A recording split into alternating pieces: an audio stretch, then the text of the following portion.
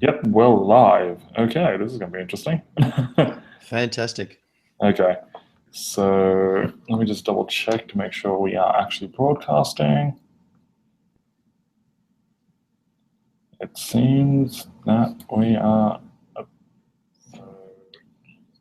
We are. Okay, so I just heard myself like in the delay. That's going to be like, Fantastic. okay, this is going to be fun. Okay, yep, that's working. Wonderful. That's, oh my God, so many tabs, so many tabs. Okay. So yeah, we're just gonna wait for a few more minutes to get people coming in, and if not, then we'll just continue. Okay. The hard disk light on my laptop is going crazy. That could mean that IBM is doing some updates to my system. And if they reboot my machine halfway through, I will absolutely go nuts. Oh, that's gonna suck. Oh well. Oh, What I might do is just going to mess things up. Look, this should be okay. I will reconnect if I do drop out, but this should hmm. disconnect me from my VPN, which means that then IBM will no longer be able to do anything. Okay. Okay, am I still live? Can you still Yeah, see me? I can still see you. Lovely, lovely. Done. Yep. Whoop. Beautiful. Yep. No problem. Excellent. So hopefully that will stop them from rebooting, but you never know. So if you drop out, That's right. if you drop out, hey, at least I have Pokemon Go to talk about. So Exactly. The whole world will actually see it come up saying, I'm going to reboot your machine, and I'll just say a quick goodbye. yeah. Quick goodbye, quick reconnect, all That's that. right. Yeah. Okay. So give it about 2 minutes. Sure. Wow, I'm looking. I'm like in the CBD right now. There's so many Pokeballs. So you know what Pokeballs are, I'm assuming. Yep. Yeah, there's so Yes. many Pokemon Balls all over the place. That's funny. Yeah. Oh, someone must be really, really devoted because this entire column stream is just filled with duels. Serious. Yeah. That's crazy. So if you're watching this and you happen to be in the city, if you want Pokemon, uh, Yes, as we were saying just before the broadcast, I'm out in beautiful Camberwell, and right around me there are Pokemon everywhere apparently, but I mhm. made the stupid mistake of downloading it onto an iPad that doesn't have internet connectivity outside my home.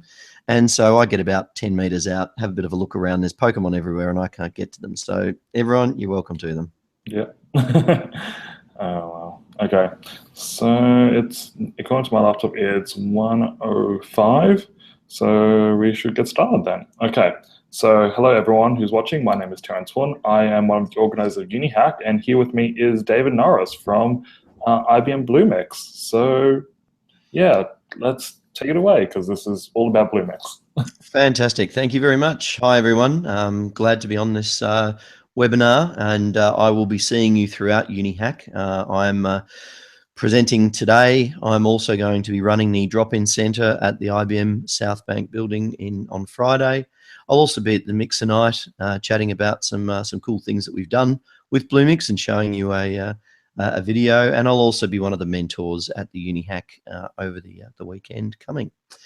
So I'm here to give you an introduction to IBM Bluemix and tell you what it is, how it can be used, and give you some ideas for perhaps what you might want to use it for during UniHack. So one of the key things that we've seen today with the rise of cloud computing and the rise of platforms as a service is that the rate of innovation is increasing, and that smaller and smaller and smaller groups can do bigger and bigger and bigger things. As someone has said here, as you can see in the quote, 2 guys in a Starbucks can have access to the same computing power as a Fortune 500 company. One of my very dear friends I used to work with at the company that IBM bought, a company called Rational Software. He actually has his own web development company, and he's a keen surfer. And he has been doing that now for 10 years on some random beach somewhere in Australia. And he just goes from beach to beach, and out of the back of his panel van, he has a 4G card and he runs his entire business. And when the surf's up, he goes surfing, and he has made his living from that and done that now for a decade. So this is the sort of thing that you can do. One of our startup organisations that we have in Australia, a team of a half a dozen people, they have actually done a solution for one of the largest seaports in the world and have saved them tens of millions of dollars, all from Australia, and a startup of a half a dozen people. So this is what we're talking about now, the ability to actually have access to computing power from anywhere and as anyone, and be able to be very, very powerful and increase your rate of innovation. And that's really what Bluemix is trying to do. So as we said, Bluemix will work for disruptors, and often we find that startups are big disruptors. The enterprises, they'd love to be able to disrupt, but the problem that they've got is that they've got a truckload of existing applications. Some of those applications are boat anchors. Some of those are their bricks and mortar. That's their business. They've been using those applications forever, and they can't just pick them up and drop them into the cloud, and neither do they want to. So what they want to be able to do is actually disrupt with new business value, but use existing applications. So this is where IBM as an enterprise organization can help those people, but also deal with the startups and the one-offs and the single person sitting in their bedroom. And that's something that's quite different for IBM, I guess, around the world. So companies of all sizes have the ability to disrupt, or in fact be disrupted themselves. And this is one of the things that we are actually seeing. And you've seen this now multiple times over the past couple of decades. One of the classic examples that we give is Kodak, and the fact that Kodak didn't see the disruption coming on of digital cameras and digital video, and boom, they went out of business. And really there's a resurgence of old school stuff where they might make a comeback, but the true disruption is making the change or seeing the change coming and making that change before anyone else. So really the key thing that we're seeing is the ability to deliver the right app to the right user at the right time for the right experience. And another good example where we actually did use Bluemix, our IBM teams, we do very, very fast, agile work for clients. Last year, we actually worked on the Melbourne Spring Fashion Week. Now, this is a week in spring, as the name implies, and retailers want to spruik spring fashion. And they asked us to deliver an immersive app connected to social media, very easy to use, graphical. And previous people had quoted, 3 to 6 months for development of this mobile application on all platforms, and delivering a subset of the functionality. Now, when you're actually talking about an app that is viable literally for 7 to 10 days, you can't take 3 to 6 months to develop that. That's just not economically viable. And our IBM teams were able to deliver the app to the client in 48 hours, doing a 48-hour hackathon, and with the client involved, building the application and delivering it at production, and it was at their launch and being used on the catwalks. Very, very exciting for us to be able to do that. And that's what we talk about in terms of being able to actually disrupt and completely change the game and change the economics of the game. So really what we're talking about to our enterprises, and this may not be as interesting for folks in the UNIHACK as such because you're not at enterprises, but hopefully you will be very, very soon. And hopefully you'll have opportunities then to take this disruption to the enterprises where you're employed or will be employed. But what we're looking at is multiple speed IT. So systems of record, enterprise applications still need to be developed a little bit more slowly. They typically are existing applications that need to be modified. But what you want to be able to do is put systems of interaction on top of those, build those rapidly, deliver them rapidly, change them rapidly, and kill them rapidly if they're no longer viable. So we call this multi-speed IT or two-speed IT, the ability to actually move at different rates but actually work together. And this is where a hybrid solution is pretty much what we see for most enterprises. While the startups and small developers will live in Bluemix completely, our enterprise development shops will actually connect their back end to the Bluemix front end and develop their highly interactive systems while leveraging their back-end systems of record data. And we offer that ability to do that.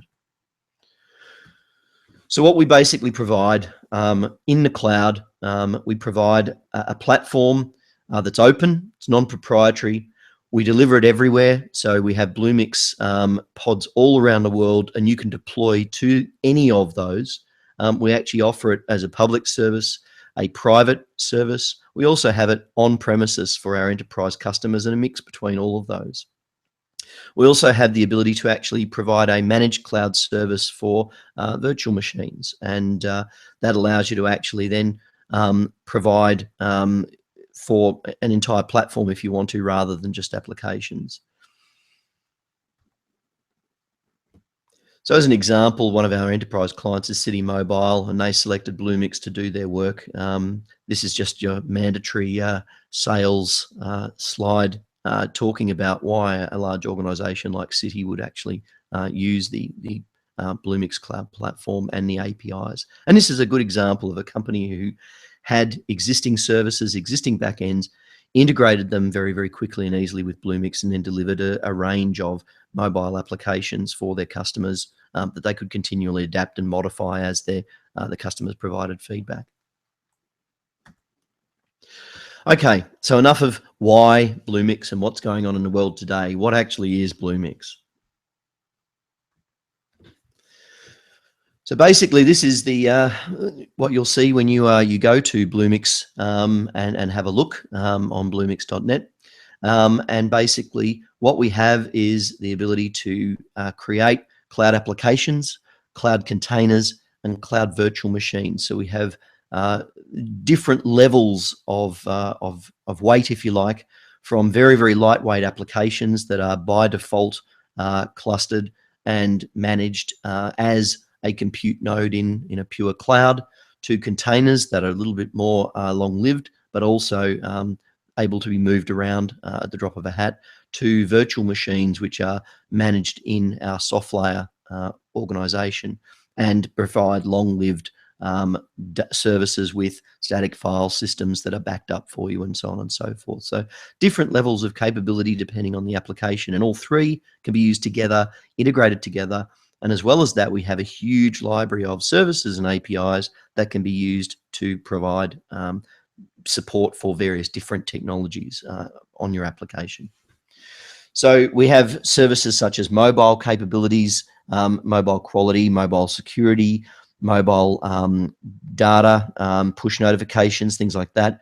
We also have the Watson APIs. Now, for those of you who are not familiar with Watson, Watson was the supercomputer that IBM built that challenged a couple of Jeopardy grandmasters over in the US and beat them on national TV over in the US.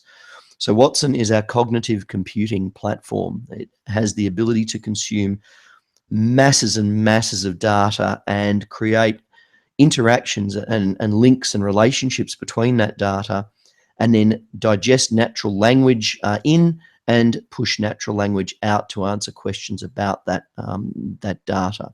And since the Jeopardy days, Watson that beat the grandmasters in Jeopardy were the size of a couple of large fridges.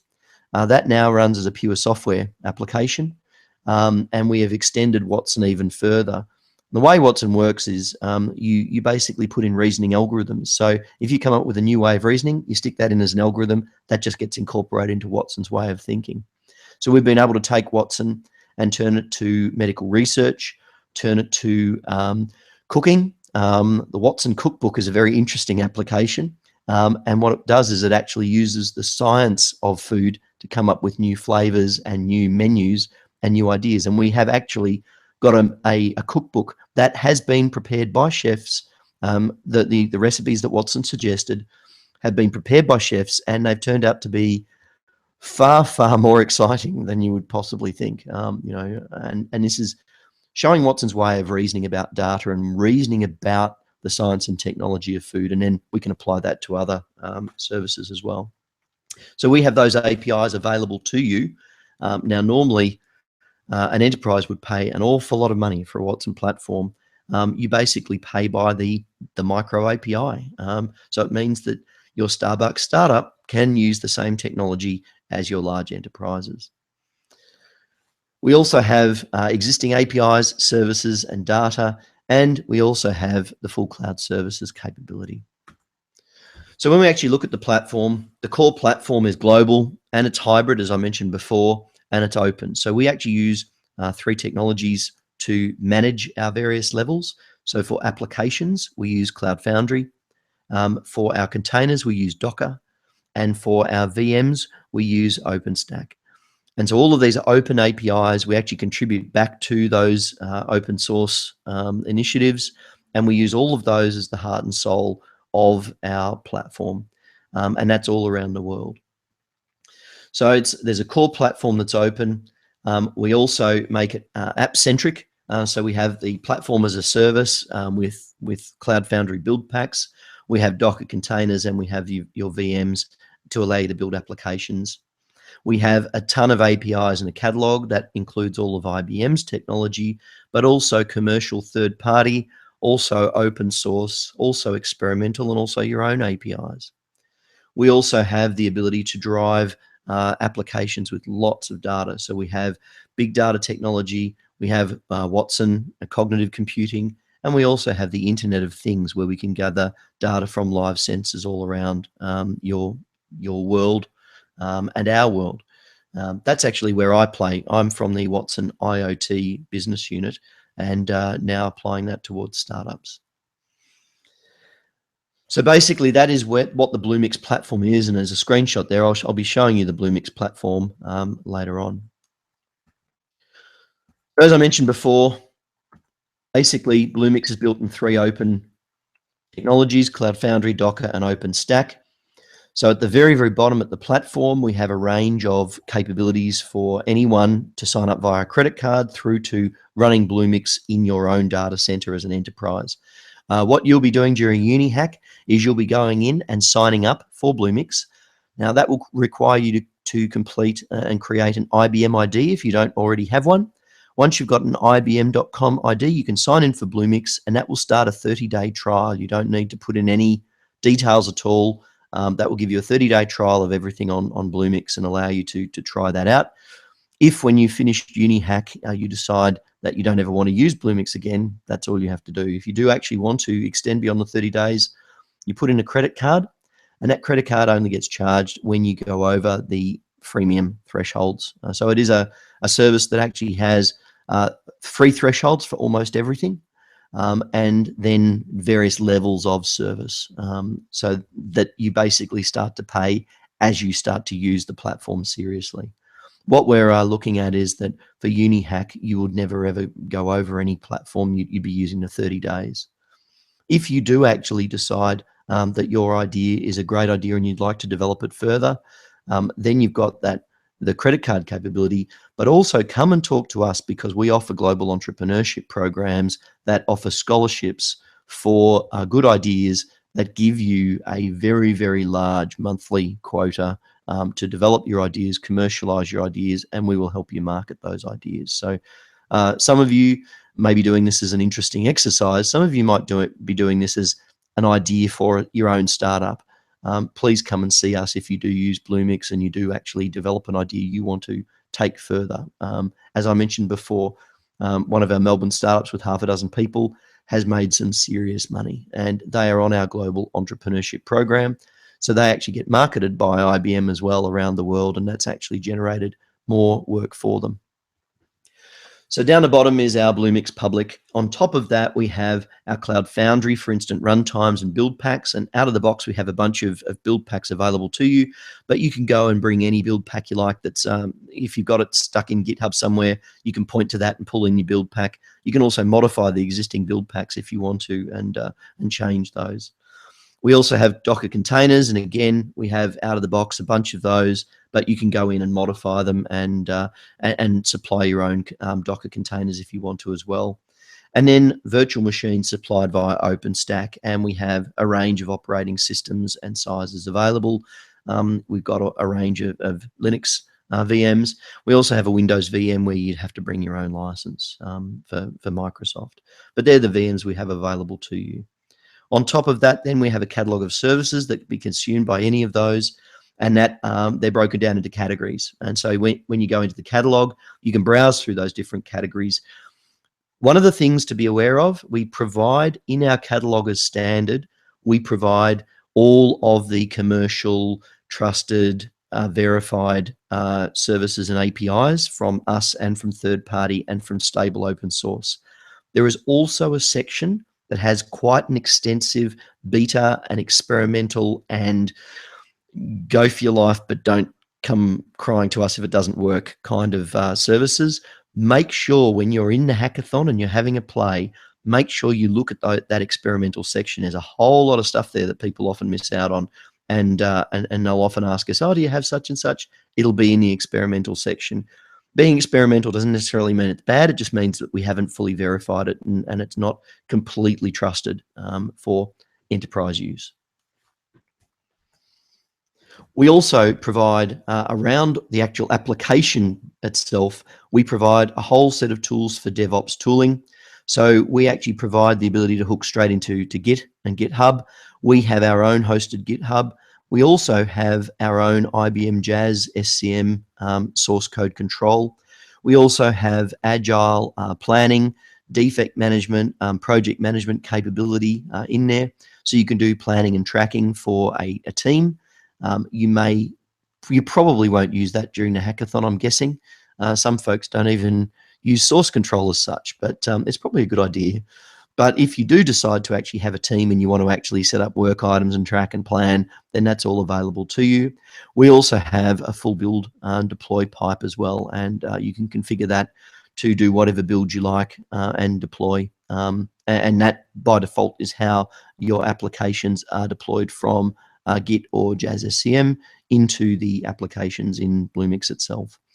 So that's all provided, and you can invite multiple people to your project so you can all collaborate together. And that is also the way that you can use rich client UIs such as Eclipse or Visual Studio.net or one of those IDEs that you might like to use. So the coding environment, the DevOps tooling provides a web-based coding environment, which is actually pretty good. I use that quite often, but I tend to use a rich client UI such as Eclipse for all of my hardcore software development, and I have that connected straight into the Bluemix DevOps tooling to deliver my code. And I can deliver, I can build, I can debug, I can do pretty much anything I like inside that platform. On the other side, we have integration and API management for our enterprise customers. My guess is that during UNIHACK, you won't have cause to use any of those, but if you do happen to have data that you'd like to have access to that is available, you may end up using the API management and integration capabilities to integrate the applications to on-premises data or third-party data. We also have the Bluemix built on top of our highest performing cloud infrastructure around the globe. That is the soft layer infrastructure, and we have pods all around the world. And in fact, one of the largest, a large pod for Bluemix is actually in Sydney. And that will be, Sydney is actually fairly new, so there's not all of the APIs available on Bluemix, but you can choose to go for Southern US, London, or Sydney. They're the three public Bluemix pods that we have available for you to deploy applications. If you go in and run a Bluemix application and you go into the catalog and find that there's something that I mentioned here that's not available, then check one of the other pods around the world. US South is very busy. It's also very high performing. It has everything. London, I believe, has pretty much everything at this point in time. Sydney does not have absolutely everything. I know, for instance, the IoT, the Internet of Things platform, is not yet available from the Sydney Bluemix data center. But one of the things you can do is you can run the IoT platform from the US or London and connect it into your Sydney applications if that's what you need to do. That's very easy to do indeed. But that's just a tip. When you go into Bluemix, make sure, check your location that you're deploying to, and choose one that has all of the APIs that you wish. So as we mentioned before, we have very flexible compute options, and you can tune those. So we have instant run times with Cloud Foundry. You can choose how many instances you want to run. You can fine tune their memory. And this also helps you with the free thresholds we mentioned before. There is actually the way that we measure usage is we measure it by gigabyte hours. And that's actually runtime memory times the number of hours that you've got things up. And the open platform offers a substantial capability, more than enough to actually run one or more applications all month, every month, until you without going over the free threshold. Containers, as it says, they're very powerful. They're a full runtime container, and that's run via Docker. And virtual machines, which is full control. You have a remote login, you become the administrator, and you're using the VM. As we mentioned before, in the instant runtimes, we actually have added on DevOps tooling and integration capabilities and application management, and we have that capability. We also have now these slides say 7 key languages. I actually think there's more these days, but when we go in and I demo it, you will see this capability. You can also use community build packs as well, and we have those integrated to our DevOps tooling so that you can do build deploy straight from the Bluemix platform. When we actually talk about containers, again, we have a repository of enterprise grade images, providing all sorts of runtimes available to you of different languages and capabilities, and with integrated monitoring, logging, storage, backup, security, so on and so forth. This is some examples of some of the third-party services that we have available to us.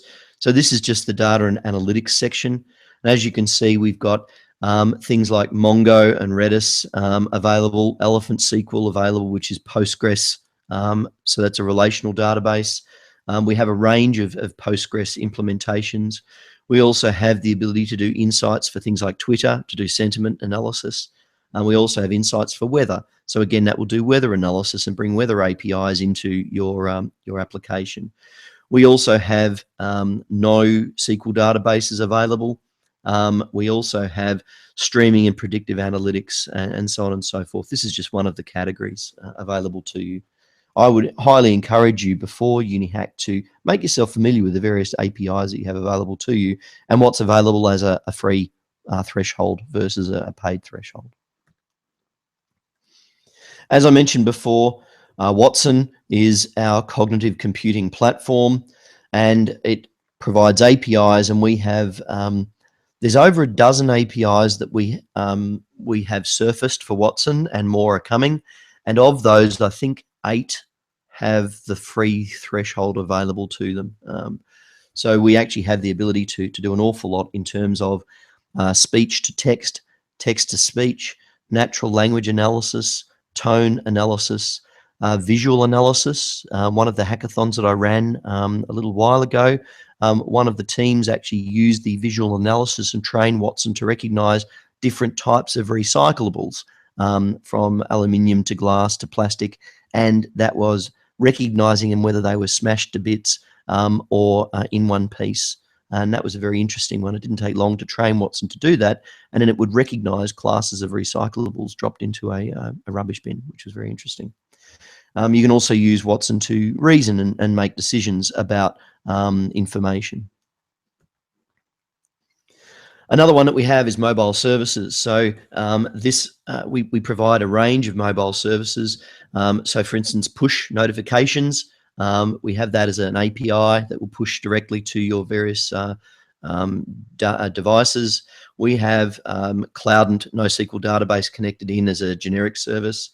We have user authentication and security built in as a service. And we have enterprise mobile applications with Node using Strong Loop. That's very, very nice ability to actually build mobile applications very quickly in Node. We also have the ability to actually manage the lifecycle of apps. So we've got mobile quality assurance. This allows you to actually gather sentiment analysis from app stores and very, very quickly move on negative sentiment. We also have the ability to actually scan and do security scanning of mobile applications to make sure that what you're deploying is actually secure. We also have mobile content management and also intelligent mobile location data services. So you can make your applications more productive based on the context of where they're being used and how they're being used. And that's quite useful as well. Well, very, very useful as well. As I mentioned before, we have the ability to do continuous innovation and delivery. We have our DevOps tool set allowing you to actually collaborate with agile planning. You've also got the ability to use the web or Eclipse or Team Visual Studio IDEs and other IDEs. You also have the ability to use GitHub or our hosted Git or Jazz SCM for your source code. We've also got the ability to run continuous integration and deploy on our build pipe and continuously scan and deliver and scale. So that's one of the things that we have. Again, I don't believe you'll use it during UNIHACK. You might, but we have the ability to auto scale your applications, add more instances based on high watermarks, decrease the number of instances based on low watermarks. We use that for things like the Australian Open tennis, where the Australian Open site has only a few hits a day, really, for most of the year, and has millions and millions of hits an hour when the Australian Open is on. We also have the Internet of Things Foundation, as we mentioned before. This is becoming really, really valuable, really a hot point. I spend a lot of time talking to people about IoT. Basically, you have the ability to register your device or gateway, and you can build your devices on any platform. I run around to clients with a box full of gadgets, from everything from a smartphone, various types, to Raspberry Pis, to Arduinos, to very, very small microcontroller units like the ESP8266 microcontroller units that can connect to the internet. And we have the IoT API for all of those things, and a huge recipe collection. Is about, I think, 250 recipes for different devices and doing different things with different devices, whether they're commercial devices or homebrewed devices. We have those recipes on our IBM.com Developer Works site.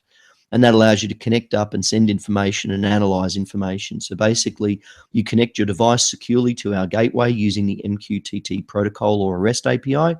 That then gathers the data, holds the data in the hub, and then it provides REST and real-time APIs that your applications, rich client or Bluemix-based applications, can then use and analyze. We also have the ability to connect, as we mentioned before, using different abilities to integrate using Bluemix. And we can connect Bluemix to your local data. We can shape your data before it goes out to use for mobile and analytics data, so that you don't send too much information out. Deliver that data closer to your users, so we can cache it and have it semi-locally, but also synchronized with the back end.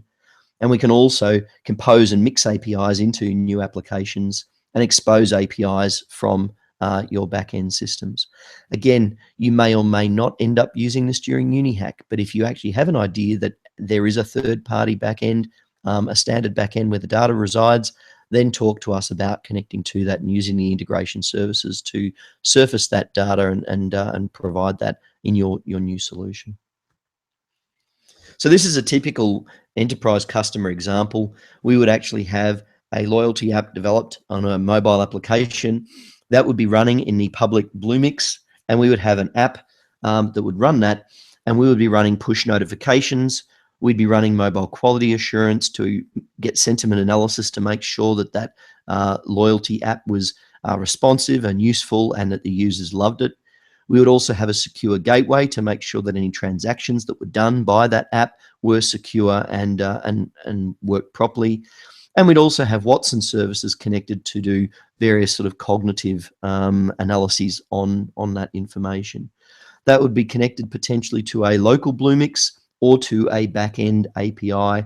And we would have an internal application running on the internal Bluemix as a web app that internal employees could use. And all of those would be connected to the systems of record. And as you see there is a live demo available on YouTube, and you can use that link to go to that. I'll pause just very briefly to and tap dance while you copy that that link ID down. That's quite a cool live demo of this sort of thing that is available.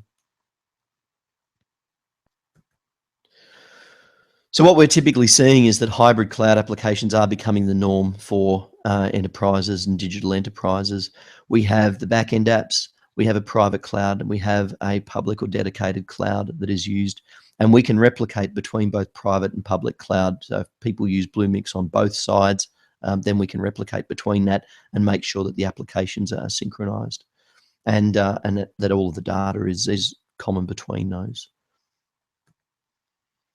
Using the secure gateway, this is one of the key APIs that we mentioned, the ability to actually provide connectivity from the Bluemix platform to other applications and data sources, running in other clouds or running on premises. So again, if you actually want to connect to different clouds, you can use this. What it means is that you can actually set up a gateway, different topologies allowing to segregate or to load balance or failover if you want. You've got the ability to do layered security and secure connections directly from an app if you so desire. And so there's a whole lot of different ways that you can connect. This is what we're finding that the clients want to be able to do. We also have the ability to do API management. So externalize an API from Bluemix to a third-party application, or externalize an internal API or set of APIs. And what you can do there is you can assemble a single API from multiple back-end sources, consolidate it together so that you have a single managed API connected. You can also measure the data going through that API so that, for instance, as an enterprise, you might want to bill, or as a business partner to an enterprise, you might want to bill based on data through your API. You can measure that and manage that and restrict that and cost it and bill it. So as a startup, that becomes very, very useful when you're trying to actually measure the throughput of a third-party API that you've built that you want to provide to other clients. This is, in fact, how we do a lot of our billing of our own services in our catalog, and how our third-party business partners do billing of services in the catalog as well. So as we mentioned before, it's very, very open in terms of the compute, in terms of the location, in terms of the development tooling, and in terms of the services that we provide. We don't want to lock anyone into anything. Everything is open and available, and the whole way you work is very, very open. We do that by design. So again, we use a whole lot of open technology. And in fact, a lot of the technology that we use, the open source technology that we use, we actually contribute to. So we have very large teams working in Cloud Foundry and Docker and SoftLayer, in Hadoop, in Node, in JSON and OAuth and jQuery, on the HTML5 consortium, in all of these different areas. That way, we contribute back to the community that is providing for us. We also have the ability to fix our own defects and keep up to date, but then supply them back to the open community as well.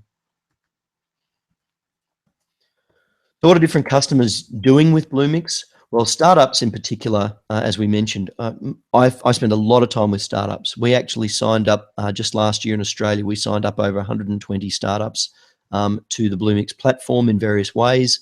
I'm actually, the moment I finish my webinar here, I'm jumping on a plane and heading to Sydney to actually go to a couple of meetups and talk to a bunch of startups about their use of Bluemix.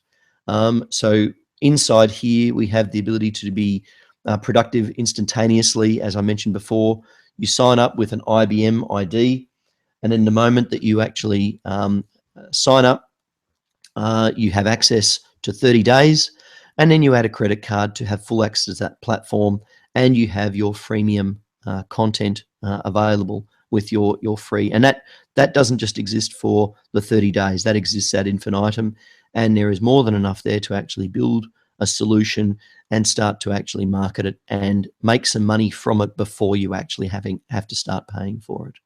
And you can start very small and you can grow infinitely. One of the things we also offer is you can actually buy a 12-month subscription to your key services and platforms from IBM. So a lot of the startups, the way they work, they sign up to the platform. They start using it, they get a good idea, they start developing it, they sell that idea to a client. They either sell the code and everything to the client, and the client then signs up to Bluemix, or they provide that as a hosted service through Bluemix to their client. As the client starts using the application, they then start paying our partner for it, and that partner then starts paying Bluemix via the credit card. They get to a certain point where they can see that their monthly spend is going to be fairly stable on certain key services, and they then approach IBM and say, okay, we'd like to buy 12 months, and they get a discount on that from the credit card. And so they then buy 12 months of services of that key set of services, and they can choose to pass that discount on to the client or not.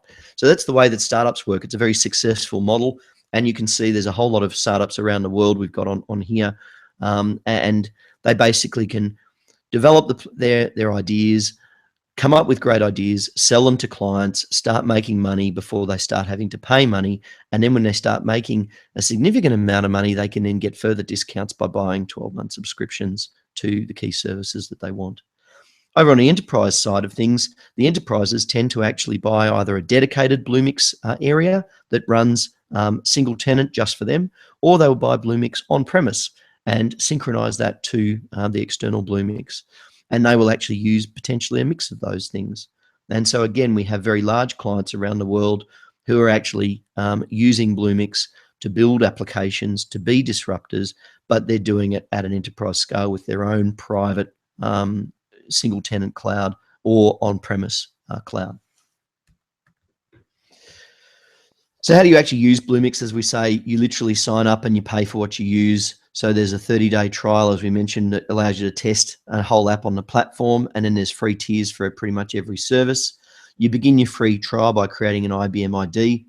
Once you've actually gone in and done that, then there's all sorts of models that allow you to track how much you're actually spending and working with, and so you can then decide to pay as you go or have a subscription. And literally from zero to coding in less than 5 minutes, you sign up. You don't need to put the credit card in, and straight away you go for 30 days. So that's the model that we would like you to use if you choose to use Bluemix during UNIHACK. Sign up, get your 30 days, and there's no further interaction if you choose not to do it any further after that. We also have, as we mentioned before, Bluemix garages around the world. We have one locally in Melbourne, in Carlton, and those Bluemix garages will actually help take your ideas and turn them into production quality. And this is one of the things that we often find from the hackathons. People come up with really, really cool ideas, and often they're just developing these ideas and they don't really know how to make them production quality. There might be half an idea that looks like it's got a lot of potential. What we can do is we can engage the IBM Bluemix garage and turn it into a production quality application and work with you to start up your business if that's what you want to do.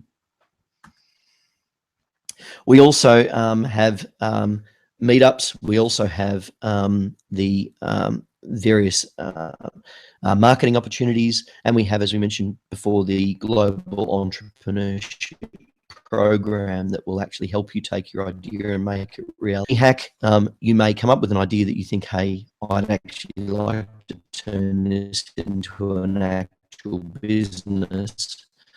We can help you with that, and we can help you into it. This is just some examples of what we've actually found. So since January the 1st, we've had over 1 million users sign up. We actually have the largest Cloud Foundry open stack. We have 180,000 plus new application starts per month. So that's new applications that have been created and started on the Bluemix platform. We have over 1.5 billion API calls per day on all of our various backends. So that's it's pretty exciting, and it's huge, and it's growing enormously. I actually haven't had time to digest, but IBM just released their latest figures for this quarter, and the Bluemix platform has grown in double digits. It's very, very exciting to see something that is attracting people so quickly. Okay, so I've prattled on enough, and I hope that you've got some value out of that. I am now going to actually show you the Bluemix platform. I might just pause and ask, is there anyone out there? Is there any questions?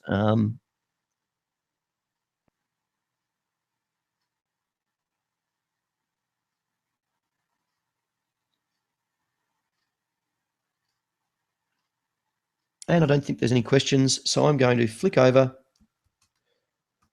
and I will show Bluemix. So I've actually logged in. This is the Bluemix dashboard, and this is what we start with. So when you first sign up to Bluemix and come in to Bluemix, this is what it looks like. And over on the left-hand side, the first thing you'll see is we have an organization. Now, on your free trial, you only have the ability to have one organization, and that will be the email address that you use to sign up. When you actually go into a commercial Bluemix arrangement, you can create as many organizations as you like. So that helps you manage multiple clients and organizations that you deal with. Each organization you can do slicing and dicing for billing and usage purposes. Inside an organization, you have the concept of a space. And so as you can see here, I've created a dev and a prod space, but then I've also created IoT and IoT bootcamp spaces for specific events. I would go in and create a UNIHACK space, for instance.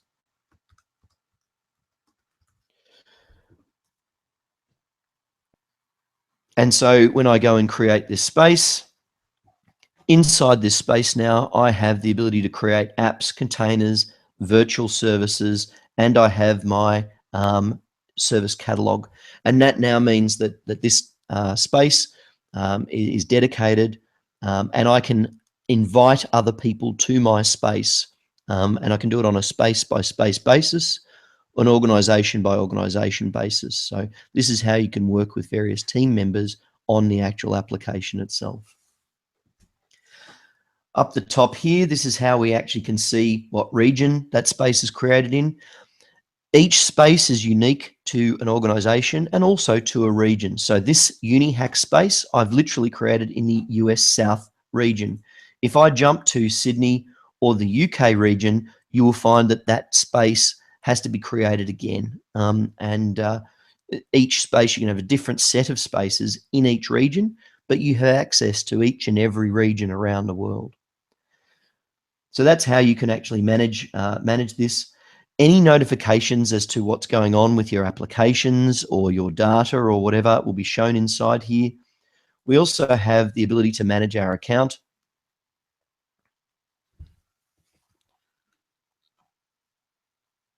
So once this comes up, this will actually allow us to see, as you can see here, this is actually showing all my organizations across all of the regions, and I can see how much I've been spending each month.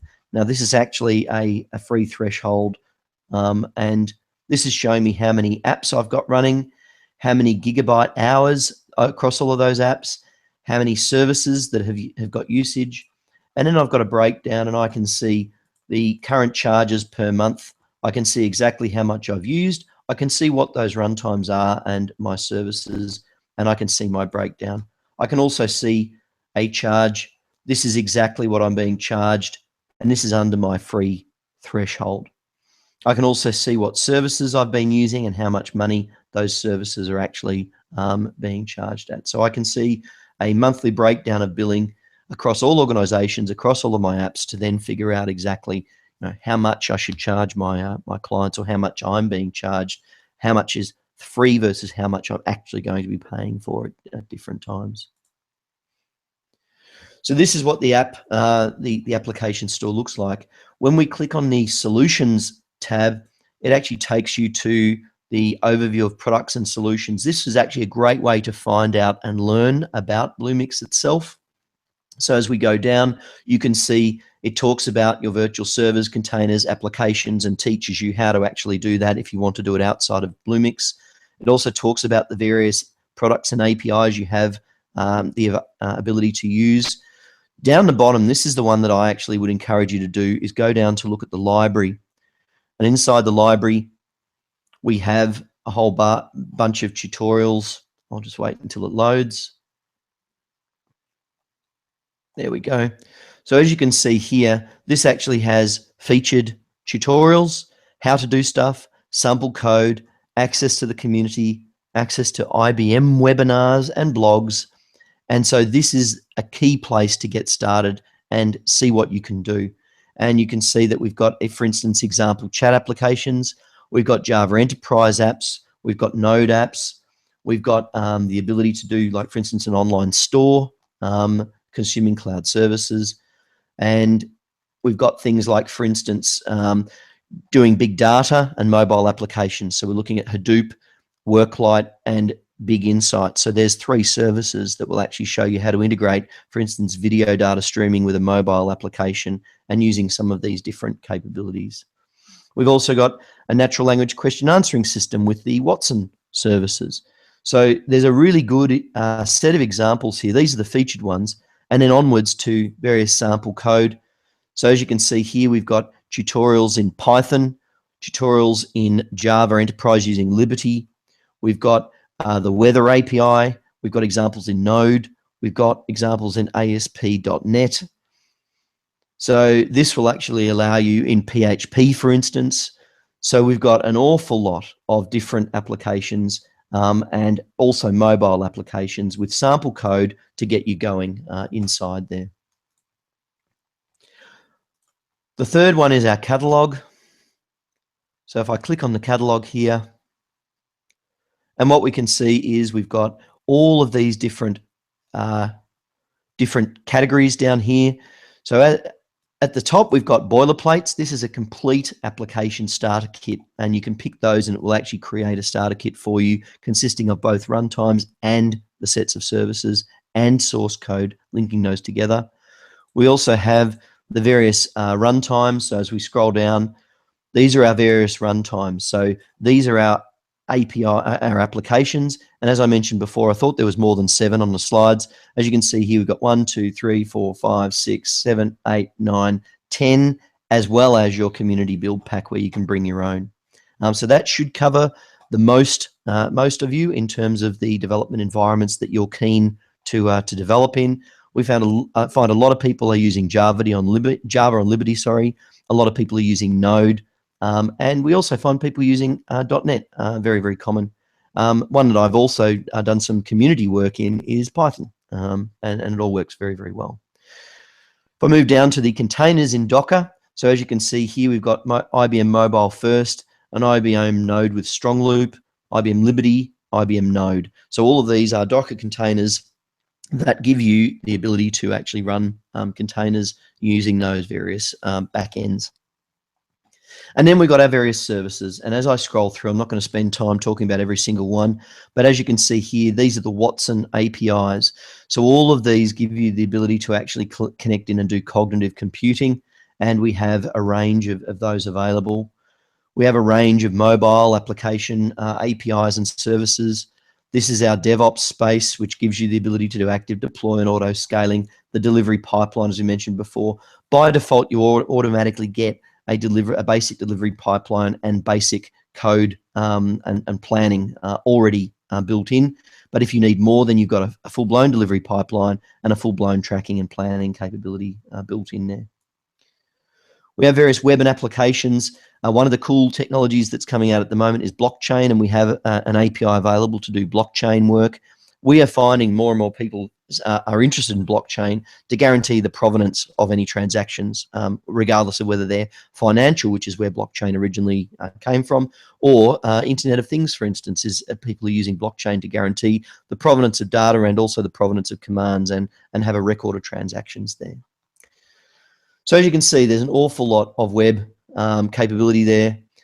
We also have the integration gateways, as we mentioned before, and then also a huge range of data and analytics capabilities there. Security, object storage, business analytics, Internet of Things. There's a lot there that allow you to do various different bits and pieces there.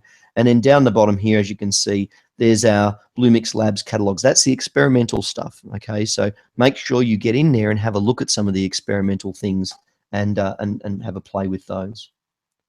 So let's actually go in and just see what happens when we click one of the boilerplates. So I'm actually going to go in and I'm going to pick the Node.js Cloud and Database Web Starter. So if I click on that,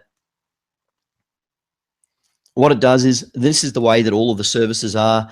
Basically, it talks about the version that's available, and it's got documentation and tutorials and things like that inside there. It talks about the documentation for the boilerplate itself. Also, it tells you exactly what you're going to be able to use, or what the cost is. And so you can see here, this is actually, there's only one plan available there, and that is giving you 375 gigabyte hours free. That's the standard free threshold. And so 375 gigabyte hours gives you a couple of apps per month for free, if they're fairly low usage apps. So I'm going to create this in my space. I'm going to call it demo node, and I've got my default. That looks like Demon Node. That's great. Sounds like a heavy metal band. Oh, and it looks like Demon Node has been used by a Swedish heavy metal band. Let's put 666 at the end. Let's see if someone's already created that. Remember that this is a public cloud, and so what we need is a name that is actually unique across the entire public cloud. That name actually becomes the host name, so that is the URL that you will end up using to access the actual application. So what you can see now is that the application has been created. It's actually staging, so it's being staged. It's using the pipeline, and it's actually going through and deploying that into a Node.js application. And so what we can see here is, as we're going in and we're actually deploying that application, we can go in and we can actually look at the files. At the moment, there's no files because the application itself has not been fully deployed. We can look at our logs, and again, I wouldn't expect many logs. There we go. It's actually showing us our log uploading and deploying. So these are the logs straight from Cloud Foundry, and showing our app instances. And looks like the build's actually been done. It's gone through, and now it's actually started the application instance. And so now that application will be there. At the moment, it hasn't updated as yet. If we go back to the dashboard, what we will see is we'll see our application. And there we go there. There's our application, and there is our NoSQL database that's actually connected. And we can go in there and we can query that database. We can examine it. We can work on that database from here. This application is actually running, and so it's there and it's available. And I can actually go and open the URL. So what we've just done is we've gone in and selected a boilerplate. We have created some default code. We have connected it in as a Bluemix application, and it should be, hopefully, running and actually doing something. It's taking a little while to come up. And there we go here. So this is the actual, as you can see here, this is the actual code that is currently running. And so this basically is a sample application that has been built with sample apps and documents, and we can add the documents in there, right? And that is actually the app that has just currently been deployed. Now we can see the code for that app. If we click on this, this is actually the application itself. This is how we actually manage our runtimes. So we can see here that we have one instance. We've got 512 megs assigned to this particular instance. We can go in and look at exactly how much memory this is consuming, and we can actually ramp that up or down to tune this perfectly for what we need and use the least number of resources. So as you can see here, we've got this. I'm going to go in and I'm going to add Git. So this is going to create a Git repository and populate that repository with the code that is currently running, and allow me then to go in and modify that code. I see that I've only got a couple of minutes left. I will push the button here. This is how you get started with the body of your code from a boilerplate. If you have an existing Git repository, you can just connect that in. But what this is doing is it's actually taking that boilerplate code, it's created it.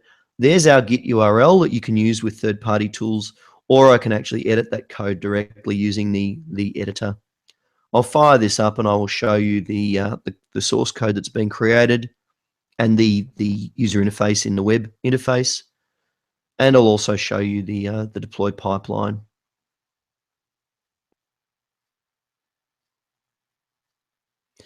So here we are with the source code. So as you can see here, this entire thing has been created. And this basically, I don't know if you are familiar with Node applications, but we basically have our various nodes in there and lists and views. This basically, it tells you, the README file tells you how to use this. But basically, there is our code editor. This is our web-based Git interface. So this allows us to go in, see what's been committed. We can work on that. We can see who's working on that. We can invite other people to do work on it, and we can manage all of our Git stuff in here. We can push it to the actual applications, push to the cloud, define our settings for users and third party. We can also go into our tracking and planning to see what people are doing. But I'll go quickly to the build and deploy, and then that will finish me up for this this webinar. So as you can see here, we have, by default, it's created 2 stages. There's a build stage that assembles the build pack, and then a deploy stage which will deploy into my my application, and I can point it to whichever space and whichever organization I would like to deploy this into. So that is a rundown of Bluemix. I'd like to thank you very much for sticking with me. It's now right on 2 o'clock. I hope to see you at the day, our workshop deep dive day on Friday in the IBM Southgate building. Also hope to see you at the Mixer. Come up and say hi to me, and I'll be one of the mentors on the weekend for UNIHACK. Thanks very much for having me, and I'll hand it back. Yeah, thank you very much, David. And yeah, as David has said, IBM is holding a drop-in session at, I think, this Friday. So all the details will be on our Facebook, on the UNIHACK handbook as well. You'll get an email notification as well.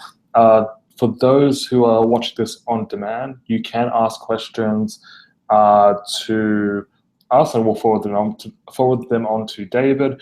And he's also a mentor, and he'll also be at Mixer Night, so you can also approach him there as well. So thank you very much. And yeah, I think that's about it. I know you have a plane to catch, so I'm going to let you go. So thanks very much, David. Thank you very much. And yeah, as said, if there is any questions at all, email them in and they'll forward them on to me, and I'll be in a hotel room tonight with nothing to do, so I'll sit and answer all your email questions all night. Thanks very much. Thank you. See you later. See you. Bye. Bye.